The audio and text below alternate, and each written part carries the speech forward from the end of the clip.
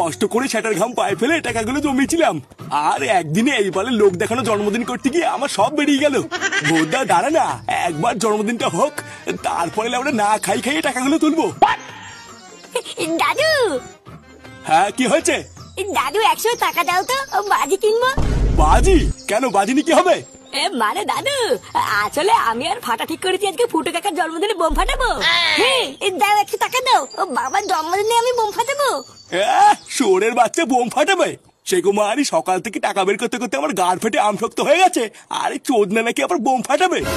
কিরে ফাটা, তুই যে বললি তো দাদু টাকা দেবে, এখন তো দেখছি গালি দিচ্ছে। চোদনা, তুমি টাকা দেবে না তো? না দেবো না, যা এখান থেকে যা। পাড়ার বালগুলো সব টাকা গাড় মারার জন্য বসে আছে। বাবা চল তো এখান থেকে, এই ভুদার বাল বুড়ো পাথার কাছে দিয়ে লাভ নেই। বাবার কাছে কি চাই বোতল, বাবা দেবে না। হ্যাঁ হ্যাঁ তাই যা, এই দাদুর গাড় মেরে আর কত খাবি, এবার বাপের মার।